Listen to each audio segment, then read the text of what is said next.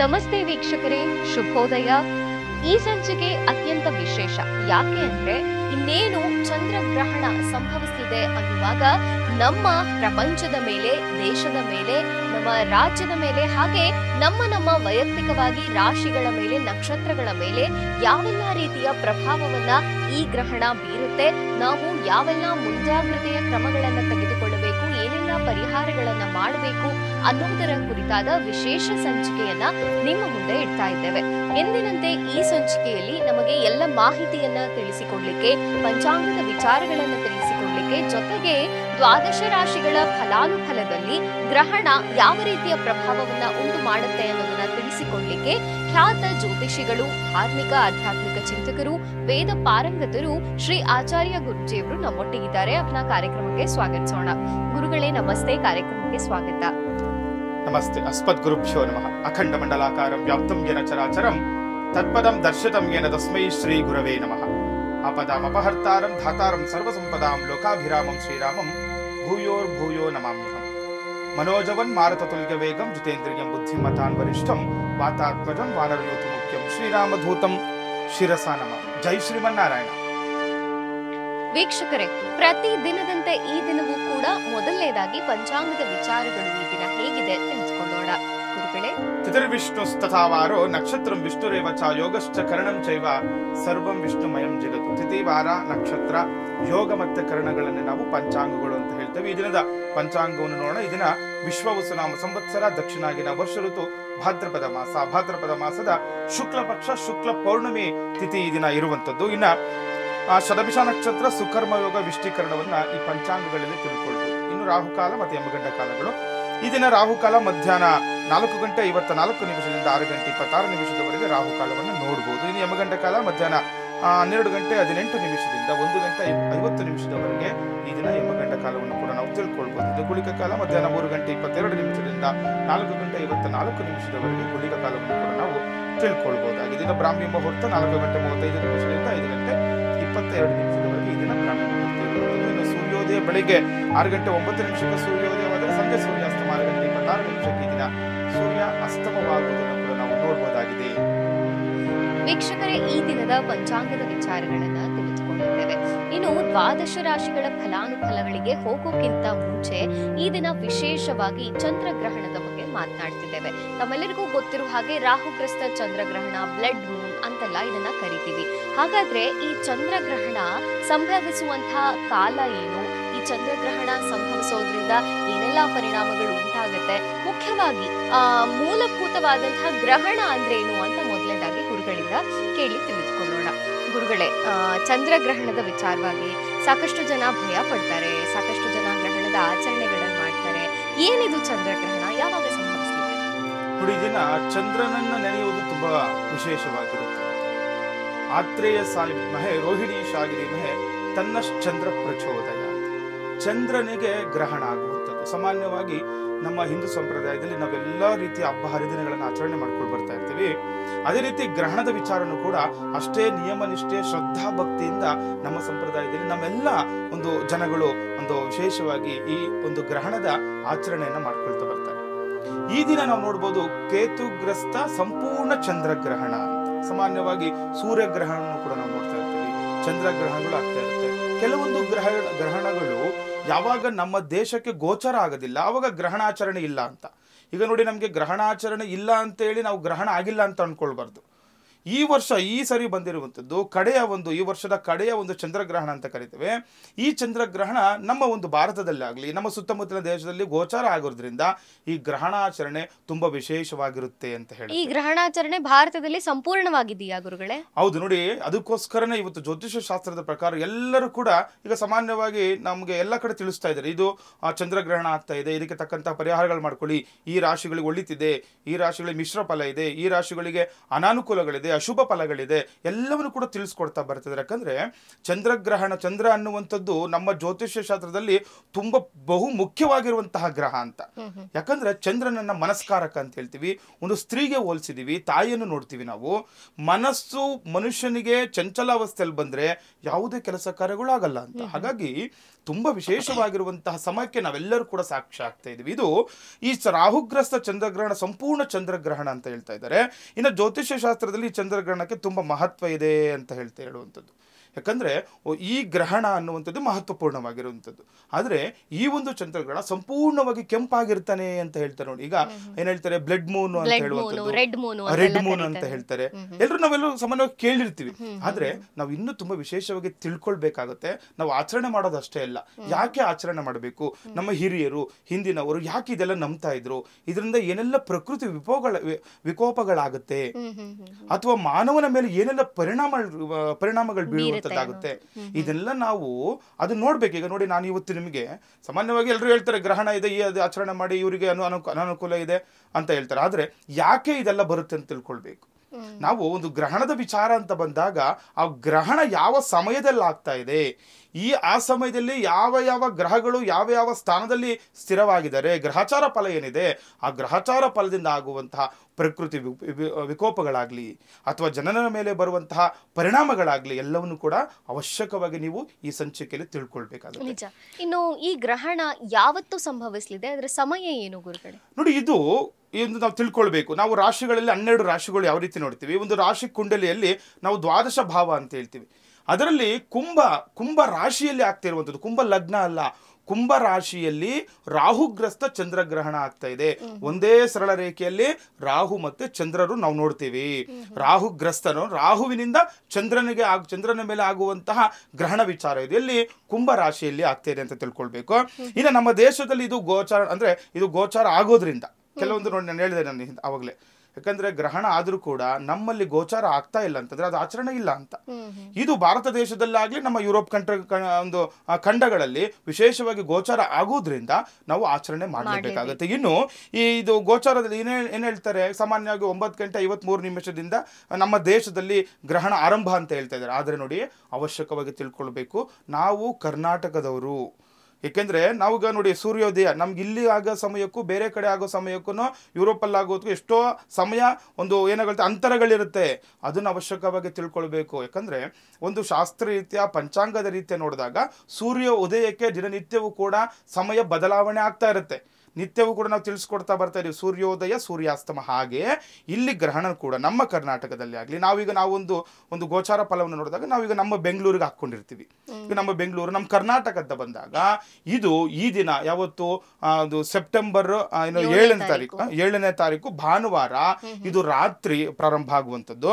ಅಂದ್ರೆ ಇದು ಯಾವಾಗ 8:58 ಆರಂಭ ಆಗುತ್ತೆ ಅಂತ ತಿಳ್ಕೊಳ್ಬೇಕು ನಾವೆಲ್ಲ. ಯಾಕಂದ್ರೆ ನಾವು ಕರ್ನಾಟಕದಲ್ಲಿ ಇದ್ದೀವಿ, ನಮಗೆ ಯಾವಾಗ ಗ್ರಹಣ ಆರಂಭ ಆಗುತ್ತೆ ಅವಾಗಿಂದ ನಾವು ಆಚರಣೆ ಮಾಡುವಂಥದ್ದು. 7ನೇ ತಾರೀಕು ಭಾನುವಾರ ರಾತ್ರಿ 8:58 ಗ್ರಹಣ ಆರಂಭ ಆಗುವಂಥದ್ದಾಗುತ್ತೆ. ಇನ್ನು ಸಂಪೂರ್ಣತೆ ಅಂತ ಹೇಳ್ತೀವಿ. ಏನ್ ಸಂಪೂರ್ಣತೆ ಅಂದ್ರೆ ಸಂಪೂರ್ಣ ಚಂದ್ರಗ್ರಹಣ. ಯಾಕಂದ್ರೆ ಚಂದ್ರ ಸಂಪೂರ್ಣತೆ ಅಂದ್ರೆ ಮುಗಿಯೋ ಕಾಲ ಅಲ್ಲ, ಅದು ಮಧ್ಯಕಾಲವನ್ನ ಸಂಪೂರ್ಣತೆ ಅಂತ ಹೇಳ್ತೀವಿ ನಾವು. ಈ ಸಂಪೂರ್ಣತೆ ಏನ್ ಹೇಳ್ತಾರೆ, ಮಧ್ಯಭಾಗದಲ್ಲಿ ರಾಹುವಿನಿಂದ ಆ ಒಂದು ಚಂದ್ರಗ್ರಹಣ ಸಂಪೂರ್ಣವಾಗಿ ಒಂದು ಕೆಂಪಾಗ್ಬಿಡ್ತಾನೆ ಅಂತ ಹೇಳುತ್ತೆ ನೋಡಿ. ಇದು ಪ್ರಕೃತಿಯ ಒಂದು ವಿಶೇಷವಾಗಿರುವಂತಹ ಒಂದು ಸಮಯಕ್ಕೆ ನಾವೆಲ್ಲ ಸಾಕ್ಷಿ ಆಗ್ತೀವಿ. ಮೋಡಗಳಿಲ್ಲ ಅಂತಂದ್ರೆ ನಾವು ಆರಾಮಾಗಿ ನಮ್ಮ ಬರೀ ಕಣ್ಣಿಂದ ನೋಡ್ಬೋದು. ಏನಿರುತ್ತೆ ಇದು ಹೇಳ್ತಾರೆ ಇವಾಗ ನೋಡಿ, ಒಂದು ಸಂಪೂರ್ಣತೆ ಬಂದು ಮಧ್ಯರಾತ್ರಿ 11:40 ಸಂಪೂರ್ಣತೆ ಇರುತ್ತೆ. ಅಂದ್ರೆ ಮಧ್ಯಭಾಗ ಇದು ಸಂಪೂರ್ಣವಾಗಿ ಚಂದ್ರಗ್ರಹಣ ಆಗ್ತಿರುವಂತಹ ಸಮಯ ರಾತ್ರಿ 11:40 ಆಗುತ್ತೆ. ಇನ್ನು ಮೋಕ್ಷ ಕಾಲ ತಿಳ್ಕೊಳ್ಬೇಕಾಗುತ್ತೆ. ಮೋಕ್ಷ ಕಾಲ ಮರುದಿನ ಅಂತ ಹೇಳ್ತಾರೆ. ಯಾಕಂದ್ರೆ ನಾವು 12 ಗಂಟೆ ನಂತರ ನಮಗೆ ತಾರೀಕು ಬದಲಾವಣೆ ಆಗುತ್ತೆ. ಅಂದ್ರೆ 8ನೇ ತಾರೀಕು ಇದು ಸೋಮವಾರ ಏನಾಗುತ್ತೆ, ಬೆಳಗಿನ ಜಾವ 2:25 ಮೋಕ್ಷ ಕಾಲ ಅಂತ ಹೇಳ್ತಾರೆ. ಅಂದ್ರೆ ಏನು ನಾವು ಹೇಳ್ತಾ ಇದೀವಿ, 8:53 ಪ್ರಾರಂಭ ಆಗುತ್ತೆ, ಮಧ್ಯಭಾಗ ಸಂಪೂರ್ಣತೆ 11:40 ಆಗುತ್ತೆ. ಅದ್ರ ಮುಂದೆ ಹಂಗೇನೆ 2:27 ಇದು ವಿಶೇಷ, ಅಂದ್ರೆ 2:25 ಮೋಕ್ಷ ಕಾಲ ಅಂತ ಹೇಳುತ್ತೆ. ಇನ್ನು ಈ ಒಂದು ಒಟ್ಟು ಸಮಯ, ಗ್ರಹಣದ ಸಮಯ ಅಂತಂದ್ರೆ 5:27 ಕಾಲ ಈ ಒಂದು ಗ್ರಹಣ ನಡೀತಾ ಇರುತ್ತೆ. ಬಹಳ ದೀರ್ಘವಾದಂತಹ ಗ್ರಹಣಾಚರಣೆ ಆಗುತ್ತೆ. 5:27 ಕಾಲ ಈ ಗ್ರಹಣ ಆಗುವಂತದ್ದಾಗುತ್ತೆ. ಇನ್ನು ಸಂಪೂರ್ಣತೆ ಅಂದ್ರೆ ಮಧ್ಯಕ್ಕೆ ಬಂದಂತೆಲ್ಲ, ಈಗ ಚಂದ್ರ ನಾನು ಹೇಳ್ದ ತುಂಬಾ ಹೇಳ್ತಿರಲ್ಲ ಬ್ಲಡ್ ಮೂನು, ರೆಡ್ ಮೂನ್ ಅಂತ ಹೇಳ್ತಾರೆ, ಆ ರೀತಿ ತುಂಬಾ ಕೆಂಪಾಗಿರುತ್ತೆ ಅಂತ ಹೇಳ್ತಾರೆ. ಇನ್ನ ಇದು ತುಂಬಾ ಅತ್ಯದ್ಭುತ ದೃಶ್ಯ ಅಂತಾನೂ ಕೂಡ ಇದನ್ನ ಸಾಮಾನ್ಯವಾಗಿ ಜ್ಯೋತಿಷ್ಯ ಶಾಸ್ತ್ರದಲ್ಲಿ ಹೇಳ್ತಾರೆ. ಇನ್ನ ಈ ಜ್ಯೋತಿಷ್ಯ ಶಾಸ್ತ್ರದ ಪ್ರಕಾರ ಏನ್ ಹೇಳ್ತಾ ಇದೆ, ಈ ಗ್ರಹಣ ಅಷ್ಟು ಶುಭವಲ್ಲ ಅಂತ ಹೇಳುತ್ತೆ. ಯಾಕಂದ್ರೆ ಅದು ಗ್ರಹಣ ಆಗ್ತಿರುವಂತದ್ದು. ಕೆಲವೊಂದು ನೋಡಿ, ಈಗ ಸಾಮಾನ್ಯವಾಗಿ ಹಳ್ಳಿ ಕಡೆ ಮಾತಾಡ್ತಿರ್ತಾರೆ, ಏನಾದ್ರೂ ಸುಮ್ಮನೆ ನಿಂತ್ಬಿಟ್ರೆ ಇವನೇನು ಗ್ರಹಣ ಹಿಡ್ದಂಗೆ ನಿಂತ್ಕೊಂಡ್ಬಿಟ್ಟಿದ್ದಾನೆ, ಅದು ಅಶುಭ ಸಂಕೇತ. ಅದು ಗ್ರಹಣ ಅಂತದ್ದು ಈಗ ಹೇಳ್ಬೋದು ಕೆಲವರಿಗೆ, ಈಗ ಹೇಳ್ತಾ ಇದ್ರೆ ಎಲ್ಲ ಕಡೆ ಕೆಲವೊಂದು ರಾಶಿಗಳಿಗೆ ಶುಭ ಫಲ ಇದೆ, ಕೆಲವೊಂದು ರಾಶಿಗಳಿಗೆ ಅಶುಭ ಫಲ ಇದೆ, ಮಿಶ್ರ ಫಲ ಇದೆ ಅಂತೆಲ್ಲ. ಆದ್ರೆ ಇದು ಗ್ರಹಣ ಅಂತಂದ್ರೆ ಅದು ಸ್ವಲ್ಪ ಒಂದು ನಮ್ಮ ಪರಿಸರಕ್ಕೆ ಒಂದು ಕೆಲವೊಂದು ತೊಂದರೆಗಳು ಕೊಡುವಂತಹ ವಿಚಾರಣೆ ಆಗಿರುತ್ತೆ. ಇದರಿಂದ ದೇಶದಲ್ಲಿ ನಮ್ಮ ದೇಶದಲ್ಲಿ ಪ್ರಕೃತಿ ವಿಕೋಪಗಳಾಗುವಂಥದ್ದೆಲ್ಲ ಆಗುತ್ತೆ. ಇನ್ನು ಬೆಂಕಿ ಅವಘಡಗಳಾಗುವಂಥದ್ದು ಅಥವಾ ಈ ಜನರ ಆರೋಗ್ಯದ ಮೇಲೆ ಸಮಸ್ಯೆ ಬೀರುವಂಥದ್ದೆಲ್ಲ ಕೂಡ ಇರುತ್ತೆ. ಹಾಗಾಗಿ ನಾವು ಜಾಗೃತರಾಗಿ ಇದರ ಪ್ರಭಾವ ಯಾವ ರೀತಿ ಇರುತ್ತೆ ಎಲ್ಲವನ್ನು ಕೂಡ ನಾವು ತಿಳ್ಕೊಳ್ಬೇಕಾಗುತ್ತೆ. ಇನ್ನು ಈ ದಿನ ನಾವು ಈ ಗ್ರಹಣದ ಸ್ಥಿತಿಗತಿಗಳನ್ನ ನೋಡಿದಾಗ ಯಾವ ರಾಶಿಯಲ್ಲಿ ಗ್ರಹಣ ಆಗ್ತಾ ಇದೆ, ಯಾವ ಲಗ್ನದಲ್ಲಿ ಗ್ರಹಣ ಆಗ್ತಾ ಇದೆ, ಗೋಚಾರ ಫಲ ಯಾವುದಿದೆ ಅಂತ ನೋಡಿ. ನಾವು ಈಗ ಟಿವಿ ಸ್ಕ್ರೀನ್ ಮೇಲೆ ನಿಮಗೆ ತೋರಿಸ್ತೀವಿ ನೋಡಿ. ವಿಶೇಷವಾಗಿರುವಂಥದ್ದು ನಾವೆಲ್ಲರೂ ಕೂಡ ಗಮನದಲ್ಲಿ ಇಟ್ಕೊಳ್ಬೇಕು. ಒಂದು ಗ್ರಹಣ ಆಗ್ತಾ ಇದೆ ಅಂತಂದ್ರೆ ಯಾಕೆ ಇದು ಗೋಚಾರ ಫಲ ನೋಡಬೇಕು ಅಂತ. ಕೆಲವರಿಗೆ ನೋಡಿ, ನಿಮ್ಮ ರಾಶಿಗಳು ನೀವು ನೋಡ್ಕೊಳ್ಬೋದು. ಹೌದು, ನಮ್ಮ ರಾಶಿಗೆ ಈ ರೀತಿ ಇದೆ, ಇದರಿಂದ ಏನು ಅನುಕೂಲಗಳಿದೆ ಅನಾನುಕೂಲಗಳಿದೆ ತಿಳ್ಕೊಳ್ಬೇಕಾಗುತ್ತೆ. ಈಗ ಸಾಮಾನ್ಯವಾಗಿ ಈ ಗ್ರಹಣ ನಡೀತಿರುವಂಥದ್ದು ನೋಡಿ, ನಿಮ್ಮ ಸ್ಕ್ರೀನ್ ಮೇಲೆ ಬರ್ತಾ ಇರುತ್ತೆ. ಈ ಗ್ರಹಣ ಈ ಮೇಷ ಲಗ್ನದಲ್ಲಿ ಗ್ರಹಣ ಆಗುತ್ತೆ. ಲಗ್ನ ಅಂತ ನಮ್ಗೆಲ್ಲ ರಾಶಿ ಮೇಷ ಲಗ್ನ. ಹೌದು, ಮೇಷ ಲಗ್ನದಲ್ಲಿ ಇದು ಗ್ರಹಣ ಆಗ್ತಾ ಇರುವಂತದ್ದು. ಅಂದ್ರೆ ಗ್ರಹಣ ಸಮಯದಲ್ಲಿ ಇರುವಂತದ್ದು ಗ್ರಹಚಾರ ಫಲ ಹೇಳ್ತಾ ಇದ್ದೀನಿ. ಅಂದ್ರೆ ಕುಂಭರಾಶಿಯಲ್ಲಿ ಅದು ಗ್ರಹಣ ಆಚರಣೆ ಆಗ್ತಾ ಇದೆ. ಚಂದ್ರ ಮತ್ತೆ ಕೇತು ಕುಂಭರಾಶಿಯಲ್ಲಿ ಇದ್ದಾರೆ. ಆದ್ರೆ ಲಗ್ನ ಬಂದು ಆ ಒಂದು ಸಮಯಕ್ಕೆ, ಅಂದ್ರೆ ಈಗ ನಾವು ಈ ದಿನ 7ನೇ ತಾರೀಕು ಭಾನುವಾರ ಸಾಯಂಕಾಲ 8 ಗಂಟೆ ನಂತರ ಏನಾಗ್ತಾ ಇದೆ, ಈ ಲಗ್ನವನ್ನು ನೋಡಿದಾಗ, ಗ್ರಹಚಾರ ಸ್ಥಿತಿಗಳನ್ನು ನೋಡಿದಾಗ ಲಗ್ನದಲ್ಲಿ ಯಾವುದು ಮೇಷ ಲಗ್ನ ಇರೋದ್ರಿಂದ ಮೇಷ ಲಗ್ನದಲ್ಲಿ ಗ್ರಹಣ ಆರಂಭ ಆಗ್ತಾ ಇದೆ. ಇನ್ನ ಈ ಗ್ರಹಚಾರ ಫಲದಲ್ಲಿ ನೋಡಿದಾಗ ಮೇಷ ಲಗ್ನದಿಂದ 3ನೇ ಮನೆಯನ್ನ ನೋಡ್ತೀವಿ. 3ನೇ ಮನೆಯಲ್ಲಿ ನಾವು ಗುರುಗ್ರಹವನ್ನ ನೋಡ್ಬೋದು. ಇನ್ನ 4ನೇ ಮನೆಯಲ್ಲಿ ಈ ಜಲರಾಶಿ ಅಂತ ಹೇಳ್ತೀವಿ, ಜಲರಾಶಿಯಲ್ಲಿ ಶುಕ್ರನನ್ನ ನೋಡಬಹುದು.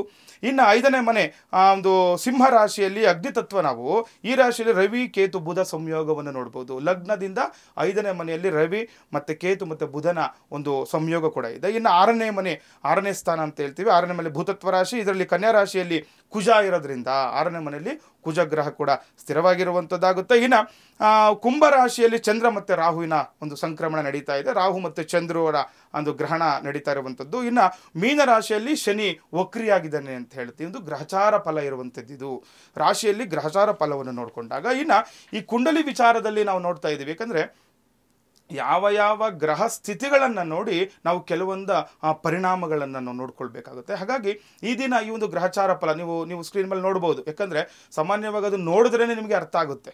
ನಾನು ಅಲ್ಲಿ ಹಾಕಿದ್ದೀನಿ ನಿಮಗೆ ನೋಡಿ. ಈಗ ಭೂತತ್ವ ರಾಶಿ, ಜಲತತ್ವ ರಾಶಿ, ಅಗ್ನಿತತ್ವ ರಾಶಿಗಳು ಅಂತ ಕೆಲವೊಂದಿರುತ್ತೆ. ಯಾಕಂದ್ರೆ ಆ ಒಂದು ಗ್ರಹಗಳ ಸ್ಥಿರತೆ ನೋಡಿಕೊಂಡು ಕೆಲವೊಂದು ನಾವು ಪರಿಹಾರಗಳನ್ನು ಮಾಡ್ಕೊಳ್ಬೇಕಾಗುತ್ತೆ ಅಥವಾ ಕೆಲವೊಂದು ದೋಷಗಳು ಬರುವಂತದ್ದಾಗುತ್ತೆ. ಇದೆಲ್ಲ ಕೂಡ ಇರುವಂಥದ್ದು. ಅಂದ್ರೆ ಗ್ರಹಣದ ಪ್ರಭಾವ ಎಲ್ಲಾ ರಾಶಿಗಳ ಮೇಲೂ ಸ್ವಲ್ಪ ಮಟ್ಟಿಗೆ ಇದ್ದೇ ಇರುತ್ತೆ ಅಂತ ನೋಡಿ. ಅವಶ್ಯಕವಾಗಿ ತಿಳ್ಕೊಳ್ಬೇಕಾಗಿರೋ ವಿಚಾರ ಏನು ಅಂತಂದ್ರೆ, ಹೌದು ಗ್ರಹಣ ಅಂತ ಬಂದ ತಕ್ಷಣ ನಾವೀಗ ನಿಮ್ಗೆ ರಾಶಿ ಫಲಗಳು ಹೇಳ್ತಾ ಇದೀವಿ. ಗುರುಗಳೇ, ಈಗ ಸಾಮಾನ್ಯವಾಗಿ ಯುಗಾದಿ ಹಬ್ಬ ಬಂದರೂ ರಾಶಿ ಫಲ ಹೇಳ್ತೀರಾ, ಗ್ರಹಣ ಬಂದರೂ ರಾಶಿ ಫಲ ಹೇಳ್ತೀರಾ, ವಾರ ಭವಿಷ್ಯ ಅಂತ ಹೇಳ್ತೀರಾ, ಮಾಸಿಕ ಭವಿಷ್ಯ ಅಂತ ಹೇಳ್ತೀರಾ. ಯಾವ ರೀತಿ ಇದು ಅಂತ ನೋಡಿ. ಗ್ರಹಣದ ಆಚರಣೆಗೆ ಈಗ ನೋಡಿ, ಗ್ರಹಣದ ಪ್ರಭಾವ ಏನಿರುತ್ತೆ, ಇದು ಪ್ರಕೃತಿಯ ಮೇಲೆ ಒಂದು 3 ತಿಂಗಳ ಕಾಲ ಇದರ ಪ್ರಭಾವ ಇರುತ್ತೆ. ಇದು ವರ್ಷ ಪೂರ್ತಿ ಅಲ್ಲ. ಇದು ಗ್ರಹಣ ಆಯ್ತು ಅಂತಂದ್ರೆ, ಇವತ್ತು ಚಂದ್ರಗ್ರಹಣ ಆಗಿತ್ತಂದ್ರೆ ಒಂದು 2.5 ತಿಂಗಳಿಂದ 3 ತಿಂಗಳವರೆಗೂ ಕೂಡ ಇದರ ಪ್ರಭಾವ ಪ್ರಕೃತಿ ಮೇಲೆ ಇರುತ್ತೆ, ಭೂಮಿ ಮೇಲೆ ಇರುತ್ತೆ. ಆದ್ರೆ ಮನುಷ್ಯರಿಗೆ ನೋಡಿ ಅವಶ್ಯಕವಾಗಿ ತಿಳ್ಕೊಳ್ಬೇಕು, ಮನುಷ್ಯರಿಗೆ ಒಂದು 15 ದಿನಗಳು ಅಥವಾ 15-20 ದಿನಗಳ ಮಾತ್ರ ಈ ಫಲಗಳು ನಾನು ಹೇಳ್ತಾ ಇರುವಂಥದ್ದು. ನೀವು ಅವಶ್ಯಕವಾಗಿ ತಿಳ್ಕೊಳ್ಬೇಕು. ಏನೋ ಗ್ರಹಣ ವಿಚಾರ ಗುರುಗಳು ಹೇಳ್ಬಿಟ್ರು, ಕುಂಭರಾಶಿಯವ್ರಿಗೆ ಗ್ರಹಣ ಆಗ್ತಾ ಇದೆ, ನಮ್ಗೆ ವರ್ಷ ಎಲ್ಲ ಅನಾನುಕೂಲನೇ, ಮದುವೆನೇ ಆಗಲ್ಲ, ಏನೋ ತೊಂದರೆ, ಆರೋಗ್ಯ ಬಾಧೆ ಅಂತ ಹೇಳ್ಬಿಟ್ರು, ನಾವೇನು ಮಾಡ್ಬಿಡೋದು ಅಲ್ಲ, ಏನು ತಲೆ ಕೆಡಿಸ್ಕೊಳ್ಳೋ ಅವಶ್ಯಕತೆ ಇಲ್ಲ. ಇದಿರುವಂಥದ್ದು 15-20 ದಿನ. ಯಾಕಂದ್ರೆ ಒಂದು ರಾಜಯೋಗ ಅಂತ ಹೇಳ್ತೀವಿ. ಸಾಮಾನ್ಯವಾಗಿ ಶುಕ್ಲ ಪಕ್ಷದಲ್ಲಿ ರಾಜಯೋಗ ನಡೀತಾ ಇರುತ್ತೆ. ರಾಜಯೋಗ ಮುಗಿದ್ರೂ ಕೂಡ ಆ ಒಂದು ಪೌರ್ಣಮಿಯ ನಂತರ ಏನಾಗುತ್ತೆ, ಆ 5 ದಿನಗಳು ಕೂಡ ನಾವು ಆ ರಾಜಯೋಗಕ್ಕೆ ಸಂಬಂಧಪಟ್ಟಂತ ಪೂಜೆ ಪುನಸ್ಕಾರ ಮಾಡ್ಕೊಳ್ತಾ ಇರ್ತೀವಿ. ಅಂದ್ರೆ 20 ದಿನ ಒಳಗೂ ಕೂಡ ಅದು ಶುಭಪ್ರದ ದಿನಗಳು ಅಂತ. ಹಾಗಾಗಿ ಈ ಒಂದು 20 ದಿನಗಳ ಕಾಲನೇ ನಮ್ಮ ಮೇಲೆ ಒಂದು ಪರಿಸರದಲ್ಲಿರುವ ಜನಗಳ ಮೇಲೆ ಇದು ಒಂದು ಪ್ರಭಾವ ಬೀರುತ್ತೆ ಅಂತ ತಿಳ್ಕೊಳ್ಬೇಕು. ಇನ್ನ ಮಾಮೂಲಿ ಗೋಚಾರ ಹೇಗಿದೆ ರಾಶಿಗಳದು ಗ್ರಹಗಳದು, ಅದರ ಜೊತೆಗೇನೆ ಈ ಗ್ರಹಣ ಬಂದಾಗ ವಿಶೇಷವಾದಂತಹ ಪ್ರಭಾವವನ್ನ ಜನರ ಮೇಲೆ ಉಂಟು ಮಾಡುತ್ತೆ. ಹೌದು ನೋಡಿ, ಇವಾಗ ನಾವು ಸಾಮಾನ್ಯವಾಗಿ ನಾವು ತಿಳ್ಕೊಳ್ಬೇಕು, ಇದು ಏನಪ್ಪ, ಇದು ಗ್ರಹಣ ಎಲ್ಲಿ ಆಗ್ತಾ ಇದೆ, ಯಾಕೆ ಆಗ್ತಾ ಇದೆ, ಇದನ್ನೆಲ್ಲ ತಿಳ್ಕೊಂಡಾಗ ನಾನು ಹೇಳಿದೆ ನಿಮ್ಗೀಗ ಒಂದು ಮೇಷ ಲಗ್ನದಲ್ಲಿ ಗ್ರಹಣ ಆಗ್ತಿರೋದ್ರಿಂದ ನೋಡಿ, ಈಗ ಮೊದಲನೇದಾಗಿ ನಾವೇನು ತಿಳ್ಕೊಳ್ಬೇಕು, ಈ ಲಗ್ನಾಧಿಪತಿ ಕುಜ ಅಂತ ಹೇಳ್ತೀವಿ. ಮೇಷ ಲಗ್ನಕ್ಕೆ ಅಧಿಪತಿ ಬಂದು ಕುಜ, ಅಂದರೆ ಮಂಗಳ ಗ್ರಹವನ್ನ ಮೇಷರಾಶ್ಯಾಧಿಪತಿ ನಾವು ಹೇಳ್ತೀವಿ. ಈ ಕುಜ ಗ್ರಹ ಇಲ್ಲಿದ್ದಾನೆ, ನೀವು ನೋಡಿ ನಿಮ್ಮ ಟಿವಿ ಸ್ಕ್ರೀನಲ್ಲಿ ಬರ್ತಾ ಇರುತ್ತೆ ನಿಮಗೆ.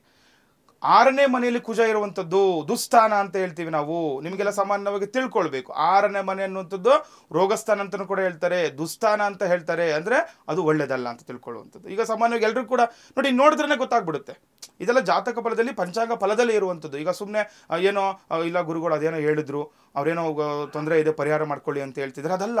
ನೀವು ಅರ್ಥವಿಲ್ಲದ ಕೆಲಸ, ಅರ್ಥವಿಲ್ಲದ ಪೂಜೆ ವ್ಯರ್ಥ ಅಂತ ತಿಳಿದು ಮಾಡಬೇಕು. ಹೌದಾ, ನೋಡಿ ಯಾಕೆ, ಏನಿದು ವಿಚಾರ.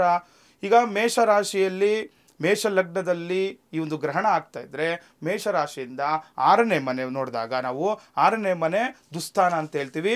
ಈ ಕನ್ಯಾ ರಾಶಿಯಲ್ಲಿ ಭೂತತ್ವ ಒಂದು ರಾಶಿಯಲ್ಲಿ ಏನಾಗುತ್ತೆ, ಇಲ್ಲಿ ಕುಜ ಇರೋದ್ರಿಂದ ಏನು ಫಲಗಳು ತಿಳ್ಕೊಳ್ಬೇಕು. ಇದು ಸಾಮಾನ್ಯವಾಗಿ ನಾನು ಈಗ ರಾಶಿದಷ್ಟೇ ಅಲ್ಲ, ಇದು ಒಂದು ಪರಿಸರಕ್ಕೆ ಆಗುವಂತಹ ವಿಚಾರವನ್ನು ಹೇಳ್ತೀನಿ.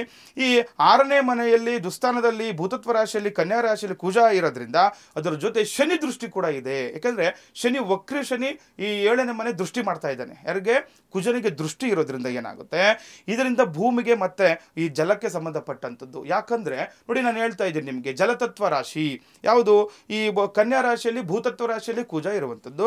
ಇನ್ನು ಮೀನ ರಾಶಿಯಲ್ಲಿ ಜಲತತ್ವ ರಾಶಿಯಲ್ಲಿ ಶನಿ ವಕ್ರಿ ಇರೋದ್ರಿಂದ ನೇರ ದೃಷ್ಟಿ ಇರೋದ್ರಿಂದ ಏನಾಗುತ್ತೆ, ಸಾಮಾನ್ಯವಾಗಿ ನಿಮ್ಗೆ ಅರ್ಥ ಆಗಬೇಕು. ಯಾಕಂದ್ರೆ ಈ ಅಶುಭ ಗ್ರಹಗಳು ಯಾರು, ಕುಜ ಆಗಲಿ ಶನಿ ಆಗಲಿ, ಅಶುಭ ಅಂತಂದ್ರೆ ಏನು ಮಾಡ್ತಾರೆ, ಎದುರಿಗೆ ಬದ್ರಿಗೆ ಯಾರೋ ಇಬ್ಬರು ಅಶುಭ ಗ್ರಹಗಳಿದ್ರೆ ಏನು ಮಾಡ್ತಾರೆ, ಅದು ತಪ್ಪೆ, ಅದು ಕೆಟ್ಟದ್ದೇ ಆಗುತ್ತೆ. ಅದರಲ್ಲೂ ಏನಿದೆ, ಒಂದು ಭೂತತ್ವ ರಾಶಿಯಲ್ಲಿ ಇರುವಂಥದ್ದು, ಇನ್ನೊಂದು ಜಲತತ್ವ ರಾಶಿಯಲ್ಲಿರುವ. ನೀವು ಸಾಮಾನ್ಯವಾಗಿ ನೀವೇ ಅರ್ಥ ಮಾಡ್ಕೊಂಡ್ಬಿಡ್ಬೋದು, ಏನಾಗಬಹುದು, ಭೂಮಿಗೆ ಸಂಬಂಧಪಟ್ಟಂತಹ ತೊಂದರೆಗಳು, ಭೂಕಂಪನ ಆಗುವಂಥದ್ದು ಈ ಒಂದು 2-3 ತಿಂಗಳುಗಳ ಕಾಲ. ಇದೆಷ್ಟು ಅರ್ಥ ಮಾಡ್ಕೋಬೇಕು, 2 ರಿಂದ 3 ತಿಂಗಳ ಕಾಲ ಇದರ ಪ್ರಭಾವ ಇರುತ್ತೆ. ಭೂಮಿ ಈಗೇನದು ಬೆಟ್ಟ ಕುಸಿದು ಹೋಗ್ತು ಅಂತ ಹೇಳ್ತಾರೆ ಕೆಲವು ಕಡೆ, ಅಥವಾ ಜಲಪ್ರಳಯ ಆಯ್ತು ಅಂತ ಹೇಳ್ತಾರೆ. ಸಾಮಾನ್ಯವಾಗಿ ಆಲ್ರೆಡಿ ಆಗ್ತಾ ಇದೆ ಅದು, ಅಲ್ವಾ, ಮಳೆ ಅಬ್ಬರ. ಹೌದು, ಯಾಕಂದ್ರೆ ಆ ರೀತಿ ಆದಾಗ ಜಲ ಪ್ರಳಯಗಳು ಆಗುವಂಥದ್ದು, ಅಥವಾ ಒಂದು ಜಲದಿಂದ ಹಾನಿಗಳುಂಟಾಗುವಂಥದ್ದು, ಭೂಮಿಯಿಂದ ಹಾನಿಗಳುಂಟಾಗುವಂಥದ್ದು, ಇದು ಪ್ರಕೃತಿಗಾಯಿತು. ಮನುಷ್ಯರಿಗೆ ಯಾವ ರೀತಿ ಆಗುತ್ತೆ ತಿಳ್ಕೊಳ್ಬಹುದು ನೀವು. ಈಗ ನೋಡಿ, ಈಗ ಏನೋ ಒಂದು ನೀರಿಗೆ ಬಿದ್ದು ಯಾರೋ ಸತ್ತೋಗ್ಬಿಟ್ರು, ತಿಳ್ಕೊಳ್ಬೇಕು ಯಾರಿಗೆ ಇದು ತೊಂದರೆ ಕೊಡುತ್ತೆ. ಜಲದಿಂದನೂ ಕೂಡ ಸಾಕಷ್ಟು ಗಂಡಾಂತರಗಳಾಗುವಂಥದ್ದು. ಈಗ ಜಲಗಂಡ, ಅಗ್ನಿಗಂಡ, ವಾಯುಗಂಡ ಅಂತ ನಾವೆಲ್ಲ ಹೇಳ್ತಾ ಇರ್ತಾರಲ್ಲ. ಹಾಗಾಗಿ ಭೂಮಿಗೆ ಸಂಬಂಧಪಟ್ಟಂತ ವಿಚಾರಗಳು, ಏನೋ ತುಂಬಾ ಆಸ್ತಿ ಇರುತ್ತೆ, ಕಳ್ಕೊಂಡ್ಬಿಡ್ತಾರೆ, ತೊಂದರೆಗಳಾಗ್ಬಿಡುತ್ತೆ. ಈ ರೀತಿ ಎಲ್ಲ ಇರೋದನ್ನ ನಾವು ಜಾತಕ ಬಲದಲ್ಲಿ ನೋಡ್ಕೊಂಡಾಗ ಯಾವ ರೀತಿ ಇದನ್ನ ನಾವು ಪ್ರಿಡಿಕ್ಷನ್ ಮಾಡೋದು, ಯಾವ ರೀತಿ ಇದನ್ನು ಯಾವ ರೀತಿ ನಾವು ತಿಳ್ಕೊಳ್ಬೇಕು ಅಂತ ನೋಡಿದಾಗ ನೋಡಿ, ಈಗ ನಾವು ಹೇಳ್ತಿದ್ರ ಜೊತೆ ಈ ತೃತೀಯ ಅದರಲ್ಲಿ ಗುರುಗ್ರಹ ಇರೋದ್ರಿಂದ ನೋಡಿ, 3ನೇ ಮನೆಯಲ್ಲಿ ಲಗ್ನದಿಂದ ಅಂದ್ರೆ ಮೇಷ ಲಗ್ನದಿಂದ 3ನೇ ಮನೆಯಲ್ಲಿ ವಾಯುತತ್ವದಲ್ಲಿ ಗುರು ಇದ್ದಾನೆ. ವಾಯುತತ್ವ ಏನು, ನಾವೀಗ ನೋಡ್ತಾ ಇರ್ತೀವಿ ನಾವು, ಡಿಜಿಟಲ್ ಮಾಧ್ಯಮ. ನೋಡಿ, ಈಗ ಏನ್ ಹೇಳ್ತಾರೆ ಇದಕ್ಕೆ, ಡಿಜಿಟಲ್ ಏನದು ಮಾಧ್ಯಮ, ಸೋಷಿಯಲ್ ಮೀಡಿಯಾಗೆ ಇದು ತುಂಬಾ ಇಂಪ್ರೂವ್ಮೆಂಟ್ ಆಗುತ್ತೆ ಅಂತ ಹೇಳ್ತಾರೆ. 3ನೇ ಮನೆಯಲ್ಲಿ ಅನುಕೂಲಗಳಿದೆ, ಇದು ಒಳ್ಳೆ ಗುರು. ಯಾಕಂದ್ರೆ ಶುಭ ಸ್ಥಾನ, ಶುಭ ಗ್ರಹ ಆಗಿರೋದ್ರಿಂದ ಶುಭ ಫಲಗಳನ್ನೇ ಕೊಡ್ತಾನೆ. ಸಾಮಾನ್ಯವಾಗಿ ಏನಾದ್ರು ಹೇಳ್ತಾರೆ ನೋಡಿ, ಗುರು ನೀನ್ ಗುರುಬಲಪ್ಪ, ನಿಂಗೆ ಚೆನ್ನಾಗ್ ಆಗ್ತಾ ಇದೆಯಾ, ಮನೆ ಕಟ್ಕೊಂಡ್ಬಿಡ್ತಿದೆ, ಗುರುಬಲ ಇದೆ, ನಿಂಗೆ ಒಳ್ಳೇದಾಗುತ್ತೆ, ಮದುವೆ ಆಗುತ್ತೆ ಬಿಡು, ಗುರುಬಲ ಬಂತು ಅಂತಾರೆ. ಆ ರೀತಿ ಗುರು 3ನೇ ಮನೆಯಲ್ಲಿ ಇರೋದ್ರಿಂದ, ಶುಭ ಸ್ಥಾನದಲ್ಲಿ ಇರೋದ್ರಿಂದ ಏನಾಗುತ್ತೆ, ಈ ವಾಯುವಿಗೆ ಸಂಬಂಧ ಅಂದ್ರೆ ಏನಾದ್ರೂ ಒಳ್ಳೊಳ್ಳೆ ವಿಚಾರಗಳಾಗ್ಬೋದು, ಡಿಜಿಟಲ್ ಮಾಧ್ಯಮ ಕೂಡ ನಿಮ್ಗೆ ಬೆಳವಣಿಗೆ ಕಾಣ್ಬೋದು ಅಂತ ಹೇಳುತ್ತೆ.